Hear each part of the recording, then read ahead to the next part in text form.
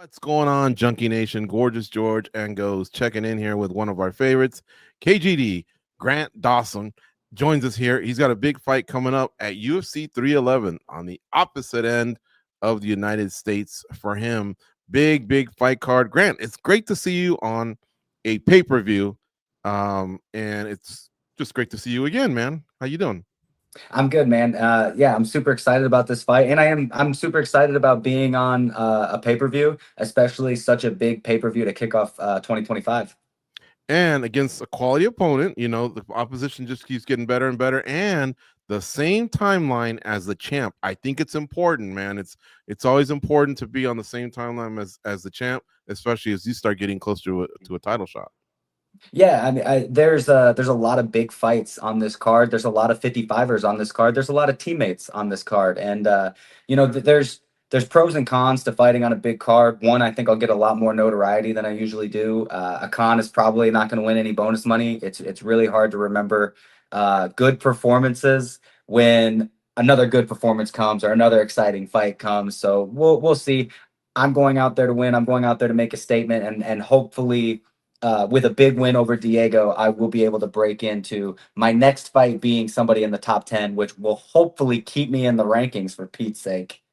Another thing I like is you're turning it around quickly. Many times we've had you on the show before, and we're like, hey, what took so long?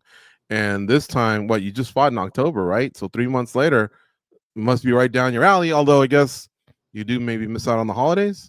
Yeah, I can celebrate holidays. I'm probably going to live till I'm 90. I can celebrate the holidays after I'm done fighting. I don't really care about that. I've wanted to stay active. I've begged to stay active. I've never not been active because of something with me, and it's not the UFC's fault. Sean Shelby's doing a great job. It's just I'm a guy that not a lot of people want to fight. I'm a guy that there's a high risk, low reward of fighting me. So I feel like that's why I've been on the bench before for a long time. But this is great. So I'm going to start 2025 off fighting in the first month of 2025. I feel really hopeful that I'm going to be able to get 3 fights in 2025.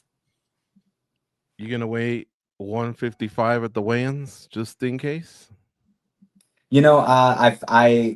I'm down to do that. The only thing is I'm not ranked anymore. So even if something were to happen with Arman Sarukian and Islam, I think my teammate Moicano or Dariush would get the pick over me. If the weight cut is going smoothly and I can get that extra pound off, we'll talk to the coaches and we'll see. But if it's going tough, if it's hurting, we're just gonna get to 156 and call it even. All right. Well, just in case, if you can make it, do it. I've seen crazy things in the sport. Look at how Joe Soto on his UFC debut wound up fighting for the world title, for the UFC title against TJ Dillashaw about 10 years ago. Anything can happen. And yes, there's other guys that might be, I mean, there might even be an alternate. We don't even know. But there's people that just don't make it, don't make 155. They make 156, 155 and a half. So sometimes it's just all about being Johnny on the spot. But that last pound must be it must be an ass whooping the way you're kind of describing it. Like cutting it at 156 versus 155 is what, another hour in the sauna? Yeah, I mean, my last fight, I was a pound under and a pound under Oh, 156, and they had me drink back up to 150. I was 155. They had me drink water back up to 156 before I went to the weigh-ins. Obviously, there was no title fight on there, so if it comes off as easily as that, then yeah, maybe I'll keep it off before we hit the weigh-ins. It really just depends. My fight in New Jersey, it was a horrible cut. It was absolutely terrible. I barely made it to 156. So it really just depends on how the cut is going and where it is, because you don't wanna hurt your fight that you do have on the off chance that you might be able to right. snag something better. Yeah, no, that's why I say if it's comfortable. And also the whole fiasco. I don't remember the number, but the one that wound up with Ali Quinta and Habib, that went through a lot of different players. I think Ferguson, Holloway. They even looked at Pettis. He had already weighed in, so it can be a mess. But you got two teammates on there. I'm sure that makes it a little complicated as well. Anyway, all right, enough of that. It's Grant Dawson. He's fighting Diego Ferreira at UFC 311. It's on January 18th, folks. So it's right at the beginning of next year. This thing's right around the corner. Goes, what do you have for KGD? Grant, if we look at your UFC record, that is very difficult to obtain. The way you've done it is very, very impressive. Looking back on this entire run, have you liked the way it's gone, the progression? Are there any changes that you feel like maybe in 2025 you're just going to tweak a couple things or anything? Because not a lot of people can do what you've done. Yeah, I think the biggest tweak that I'm trying to make is being more exciting on the ground and chasing that finish a little bit harder. I'm always chasing finishes. I've got 22 wins and I believe 18 finishes, and nobody ever talks about that little stat right there. But I'm trying to get those big finishes while still staying true to myself. I think George St. Pierre and Khabib Nurmagomedov, when they first started their careers and were killing it, they kind of got overlooked because they're not as exciting. They're taking people down and they're doing that. But then at the end of their careers, everybody thought that they were just the greatest fighters to ever live, and rightfully so. So that's kind of where my mindset is I want to stay true to myself, but I am trying to get more finishes on the ground. I'm trying to be more exciting on the ground so that I can progress a little bit faster, excuse me, and not take that Bilal Muhammad route. In talking about that, that's not as easy as like the fans make it out to be, right? Just get the finish. Like, I mean, this is your career that's on the line. There's a lot of things. It's a difficult sport. One mistake can put you in a really bad spot. You mentioned the rankings, though. Do you feel like sometimes maybe if it is an exciting fight or there is something like that, that instead of maybe just reappearing in the rankings, you kind of dive in? Like, is there ever any pressure of that? Man, not really. If anything, this last year and a half has really shown me that the rankings don't matter a whole lot. Like they absolutely matter, but just not a whole lot. I went ranked from number 10 in the world after defeating Damir Ismagulov to not being unranked because I got flatlined by Bobby Green. So and then you got guys like Michael Chandler who are 2-4 in the UFC and they're ranked number 6 in the world. So it's really difficult to be like, oh, and just 2 weeks ago or a couple of days ago, I was ranked number 15 in the world. Joel Alvarez had a phenomenal performance. Absolutely agree that he should be in the top 15. No problem with that. But they booted me out. So it really doesn't. I don't think a performance is what's going to do it. I don't think getting a flashy KO knockout is what's going to do it for me. I think the only way that I'm going to be able to get into the rankings and stay into the rankings is by beating somebody a little bit higher up in the rankings. Just for example, like a Beneil Dariush or a Michael Chandler, if anybody would ever fight him, or if he would ever fight anybody else. So it's really just keep the win streak going, keep beating people, and hopefully my next opponent will be somebody in the top 10. You mentioned the loss, and I did want to ask you a question. Because most of your career has been pretty flawless, are there still things that you can learn from a loss, even a few fights past grabbing a couple wins? Are there still things that you point back to that go, I might not have discovered this had I not lost? I don't know about. Yes, absolutely. But I don't really know if in my loss I could really do that. If I had been able to go 5 minutes, 10 minutes, 15 minutes, 25 minutes, and I had lost, I think there had been a lot more stuff we could have got taken away from it. I got dropped in 33 seconds. I lost that fight in 33 seconds. There's only so much you can take from a 33-second video. I have been doing a lot more sparring, not hard sparring. I'm not taking a bunch of heavy shots to the brain. I'm doing more sparring that is safe, not super hard, but it's showing me how to be more comfortable in the pocket, stay safe in certain areas, and being able to use my striking to set up my takedown safely much easier. Grant, here's the problem. You're not going to the right rankings. Have you ever checked out the USA Today Sports and MMA Junkie rankings? I have not. Oh, well, What am I you're ranked number in eight. there? You're number 8 in those. Sounds like these should be facts, bro. Like Look, these are the rankings. What's going on? UFC needs to get these up there. yeah, Dana's tripping. I don't know why he doesn't just take ours. There you Um, go. Look, rankings is subjective. So there's no one that's the best at doing this. But I'll tell you this much. I'm the most experienced at doing this. So um I'm gonna read them to you, and you tell me what you think. All right.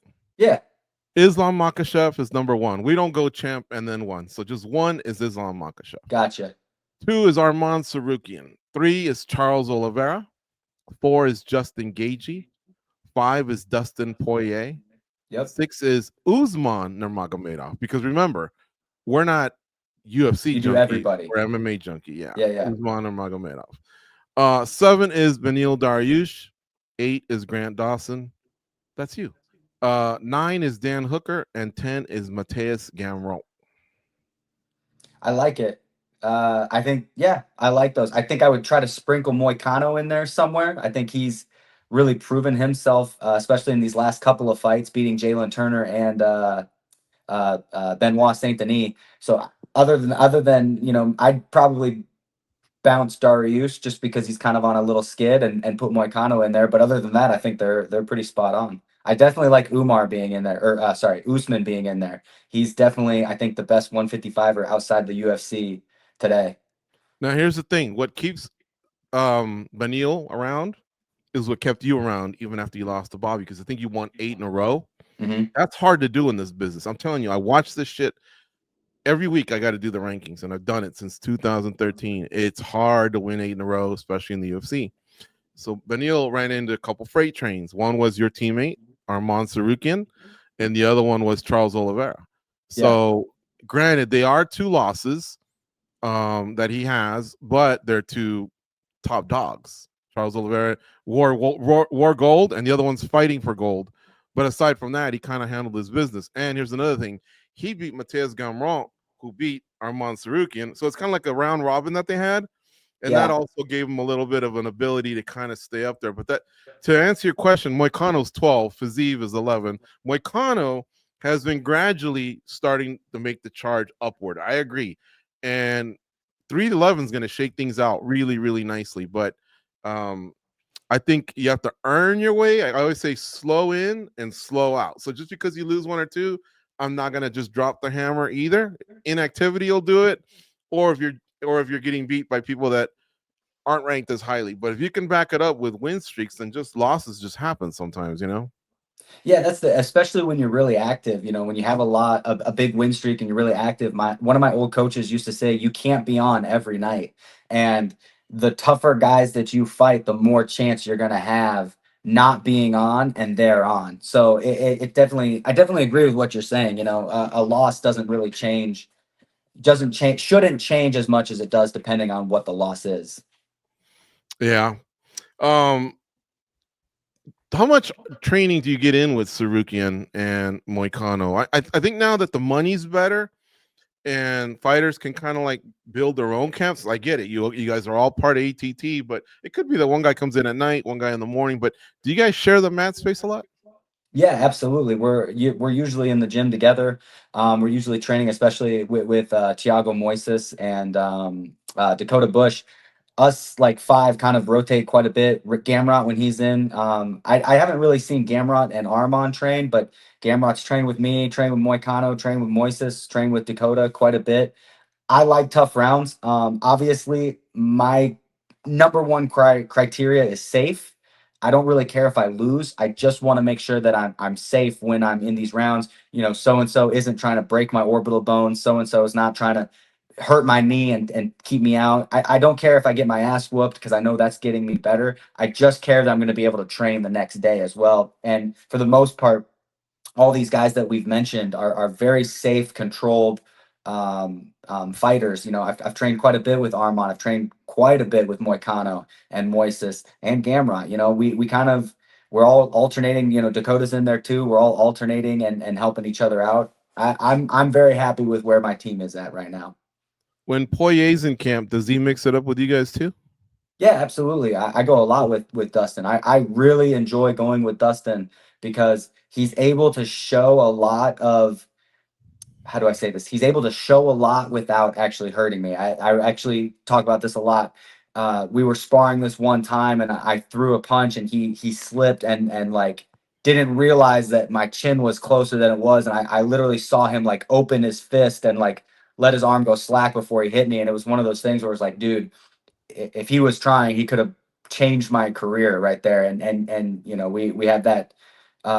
He's got that respect for his teammates now. I don't know if it was always like that, but with me, he's never hit me in the head to where I thought he was trying to hurt me. So I really enjoy training with Dustin quite a bit. Dakota trains with Dustin quite a bit, and Gamrot and Dustin are like best friends. Every time they come down here, they're always trying to beat the hell out of each other.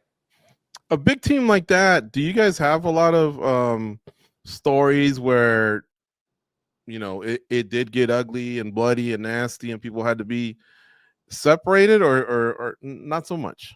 Yeah, I mean, I think it used to be like that in the past. You know, we had Hector Lombard on the team. Not when I was around. I got there right towards the end where all of the douchebags were kind of getting you know, swept out of the gym. But I've definitely heard a lot of stories where people fought each other. You got to remember that ATT has been around for so long. They've been one of the longest standing gyms there is. So they had to go through that growing process just like everybody else, where everybody thought that good training was just beating the dog crap out of each other every single day and giving each other brain damage, which now we know is not great. So you start getting rid of those guys like, hey, you're kind of a douche, you're not helping the team, you know, goodbye. And I don't think we really have many of those guys. You know, I'm really trying to go through the list in my head, and there's nobody I see, like nobody pops out right away where I'm like, oh, that dude's a douche. Don't ever train with him. There's guys that you're like, hey, he's not mean, he's not trying to hurt you, but he's a little spastic, so just be careful when you go with him. But for the most part, I never really feel like somebody's trying to hurt me or prove something by going with me. And that's something I really appreciate. If somebody came in from another gym where you know they're only going to do like a week, right? But they're out there, they're being testy. Does ATT have like a green light guy, someone that maybe not necessarily might put them out cold, but someone that tells them, hey, you know, calm down in our gym, you know, behave, we got rules, that type of thing? Not that I know of. We had this one Russian dude come in once, and he was kind of being a little disrespectful to the coaches, being a little disrespectful to training partners. And I did have one of my coaches come up to me because I was sparring with him. He called me out. He was like, "Hey, you want round two?" And I was like, "Yeah, sure," because I didn't know who he was. And one of my coaches came up to me and was like, "Hey, beat him up." And I was like, "How bad?" And he's like, "Beat him up." And I was like, "All right." So that was really the only time I can really think about that. I'm definitely not the enforcer of ATT, but that was the only kind of story I could really pull out of my head. Well, you To were in answer this your question. story. What is it?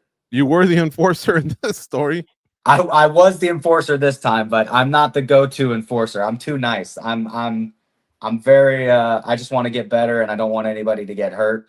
And unless you're really trying to hurt me, I can get nasty. But for the most part, if I think you're trying to hurt me, instead of trying to prove something, I just won't go with you anymore. Who would be the enforcer?